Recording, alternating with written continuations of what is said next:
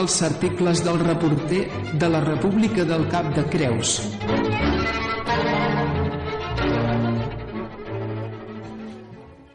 Bona tarda, Lluís Landot.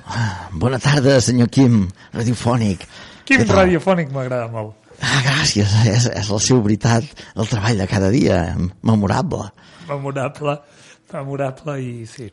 Bueno, com va això? Molt bé, després d'aquests dies d'impàs. Dos dimecres sense venir? Sí, perquè, esclar, el dimecres de Setmana Santa van fer festa. Perdó, 3 dimecres. 3. I l'altre es va acumular... No, l'altre era l'1 de maig. L'1 de maig, que també es veu que és festa. I després, ha caigut així i avui ens retrobem. I des de quan hi ha mercats els dijous? Ho deu dir per mi, veritat? Ai, mira, és que el senyor Lluís Landot m'ha dit, mira, Assumpció, encara que no sigui dimecres, vol acompanyar-me perquè diu, ai, és que sembla que amb vostè em trobo més recollit. I no sé, és un apollo. Un capullo? Un apollo. Bona tarda. No li he pas pogut negar, ja que ell m'acompanya els dimecres, doncs jo l'he acompanyat aquest dijous per veure si el llançar és tot tan maco, igual el dijous com el dimarts, com el dimecres. Bona tarda, senyora Assumpción. Hola, bona tarda, guapo. Com ho veu, això? Molt bé, jo no dic per res més perquè ja m'està fotent una mala mirada aquesta.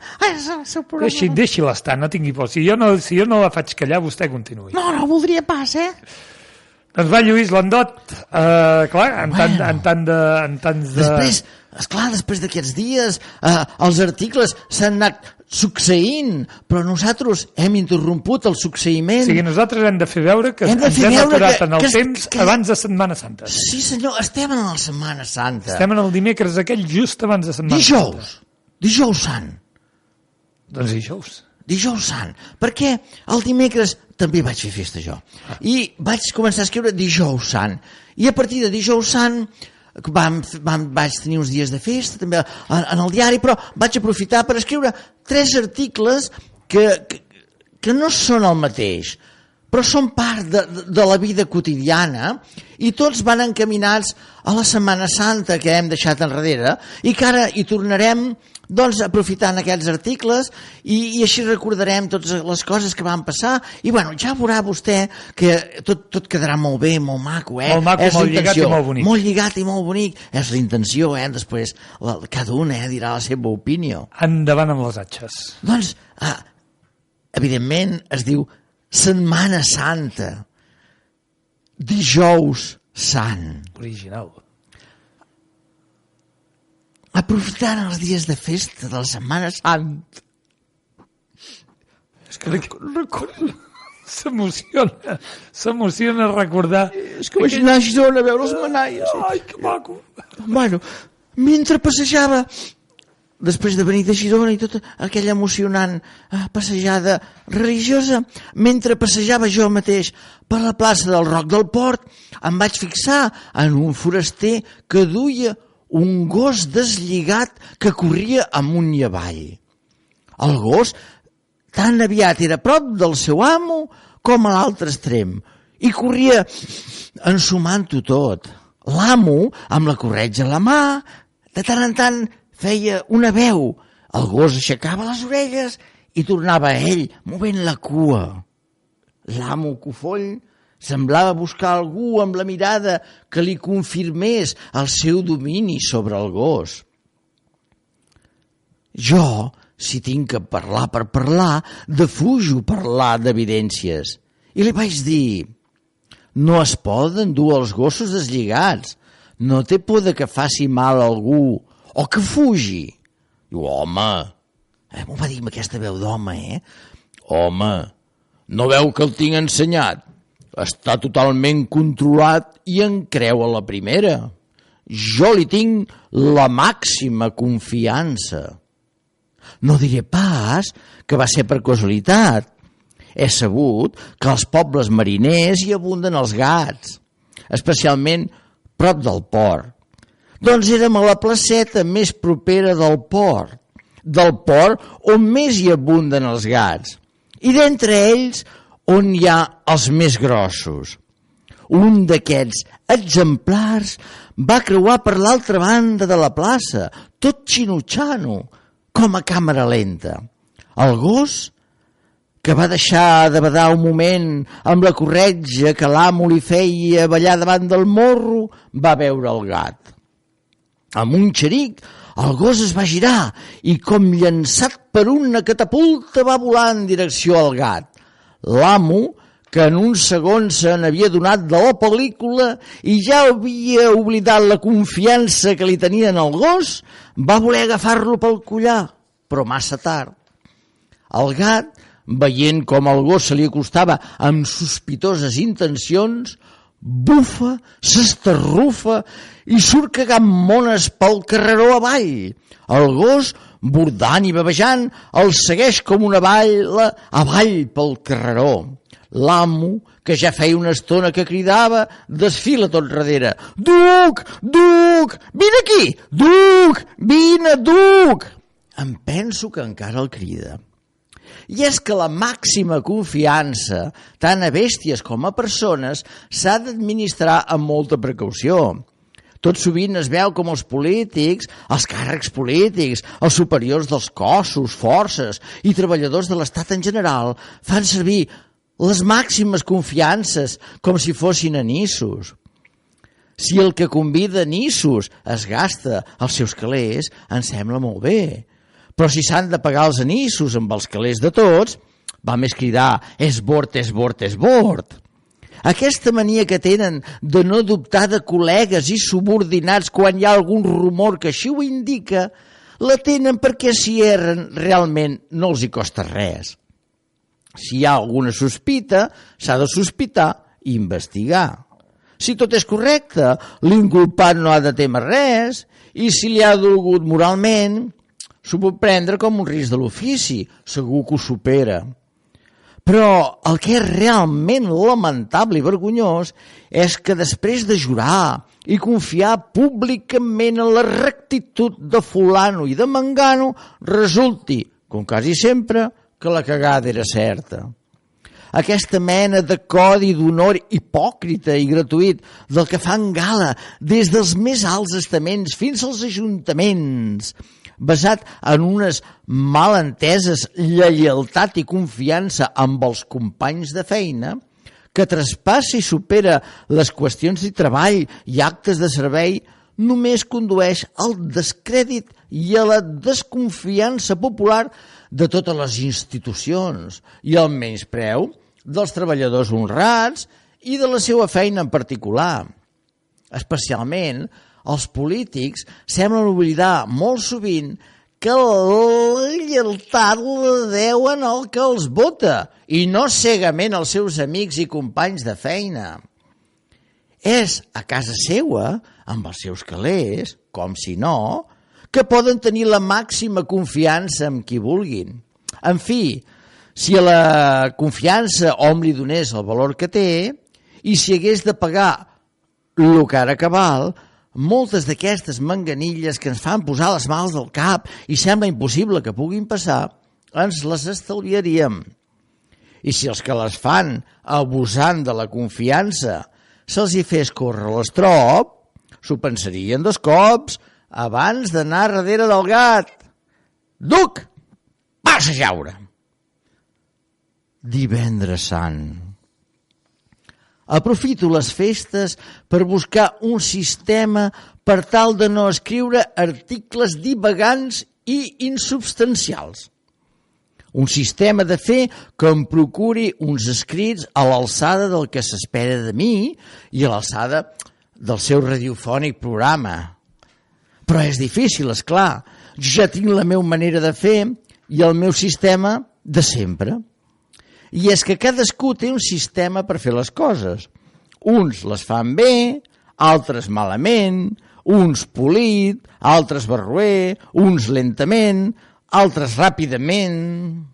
No ha de ser norma que el sistema d'altri ens complagui a nos, com tampoc serà excepcional que nosaltres trobem que és un bon sistema la manera de fer d'un foraster. Els països, les nacions i els pobles tenen un sistema per a governar-se o ser governats. Tanmateix, Existeixen grups de persones que no estan d'acord amb el sistema que governa. Són els antisistema. Però els antisistema són realment antisistema? Són contraris a un sistema en particular o a tots els sistemes en general? No m'he aclarit mai en aquest punt. Són antisistema sempre i tota l'estona? Si és així, no podríem fer honor al seu nom, ja que si per sistema són antisistema, no poden ser intrínsecament antisistema, ja que ho són per sistema. Així, només podrien ser antisistema de tant en tant, no per sistema. I quan no ho fossin antisistema sistemàticament, què han de fer? Quedar-se als llims? És molt poc probable, els llims no són d'aquest món. Poder tindrien que restar en la desorganització, però és clar, un temps prudent, per no sistematitzar-se en la mateixa. Aquí entrem en el dilema de que els antisistema hagin de passar la nit cridant allò de organització, organització, organització. Dissabte de glòria. M'arribo a l'oficina a buscar uns papers i inesperadament em trobo la senyora Assumpción treballant en un dia festiu netejant l'oficina. Feina feta no té destorb, em diu, i em fa seure al pedrís mentre s'aixuga el terra. Fins i tot a redós, a l'escalf del solet del migdia, no s'hi està gaire bé. El vent que bufa és emprenyador i fred. Tot d'una sento la senyora Assumpción reputegar. Caso amb l'olla bé podria bufar els grans del que jo diria. La senyora Assumpción ha obert una finestra i el corrent d'aire ha col·locat els papers de la taula de l'ordinador junt amb els papers del diari de terra. És una llei física. Un punt d'entrada i un de sortida promouen un màxim corrent. Si anéssim obrint més portes i finestres, la força del corrent es repartiria i minvaria fins fer-se quasi imperceptible com una sola força. Aquesta llei mana totes les corrents de la naturalesa, corrents d'aire, fins i tot, com he llegit aquest matí, corrents independentistes. I com pot influir en l'independentisme? Suposem que fos el suposat que el corrent independentista català és el cabal d'un riu que corre vers el mar de les repúbliques. En un moment del recorregut, el riu es troba amb un cingle que divideix el curs en dos. No és un molt gran entrebanc si les aigües flueixen en la mateixa direcció. Fins i tot per trobar-se amb més bifurcacions totes cap al mar de la República. És clar que això farà que el riu dividit tingui una molt menor empenta. Pot ser que aquesta mansetud de les aigües faci que en alguns dels diversos rierols hi creixin canyissos i joncs, cosa que avançarà encara més el corrent fins quasi a estancar-lo. Circumstància que debilitaria el corrent independentista cap al mar de les repúbliques. Evidentment, aquests no són els majors obstacles en què es trobarà el riu independentista. Trobarà altres accidents en el terreny que el voldran dividir i fer perdre força.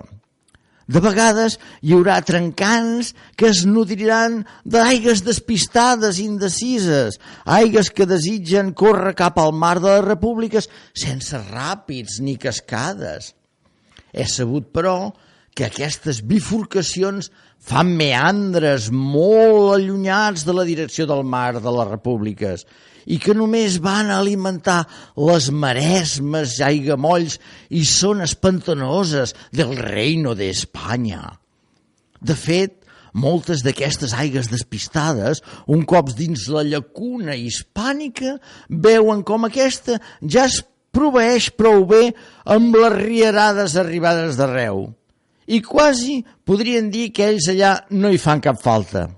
Però mala sort, l'aigua no pot pujar riu amunt per desfer el camí. Així que, per A o per B, el corrent independentista pot arribar al mar de les repúbliques tan fluix i desnerit que amb prou feina tindria força per banyar les seus costes. I doncs què s'ha de fer? Evidentment, res més que seguir la llei de les corrents. Cal procurar que el corrent independentista que va cap al mar de les repúbliques no perdi ni una gota del seu cabal en el seu recorregut. Cal que baixi més unit i el més ple possible, de marge a marge. I si s'ha d'endur algun pont vell i escarransit pel camí, endavant. Ha d'entrar al mar de les repúbliques amb força per poder aportar-hi tot el que ens representa i poder construir el nostre veritable país a les seues costes, amb ponts nous i amples, tant pels que van com pels que venen. La senyora Asunción ha marxat i ha deixat la porta oberta. Metàfora i després del diumenge, resurrecció. Tu ja m'entens? Carai! Ai, quin patí més etern, aquests articles tan divagants. Carai, quina Setmana Santa més política que m'ha presentat aquí, eh? Sí, devia ser la conseqüència de les eleccions electorals que vam tenir, va ser una cosa... Primer amb els polítics i els amigatxos i la gent que no fa la feina que ha de fer, com l'ha de fer. I els que Per cert, no veuen, avui una emissora de ràdio molt petita, RAC1, aquest dematí em parlava d'això. Ai, mare de Déu. I dels funcionaris també. Després, el divendres sant també molt i molt bé. I ara al final aquí... És una llei. Demanant gairebé la unió dels independentistes, m'ha semblat. Podria, no la unió, però ben bé una direcció. Una direcció. Una direcció. Cadascú perquè hi ha rius en el món que són grocs i blancs i tots cadascú amb el seu vaixell, però tots remant amb la mateixa direcció. Sí, amb el rem. Amb cap a la direcció correcta. Fantàstic, senyor Lluís Landot. Gràcies per la seva amigable intervenció i arrodonir la meva controvèrtica Senyora Asunción, què li ha semblat això? Ai, molt bé, mira, un dijous aquell ensaig és formidable.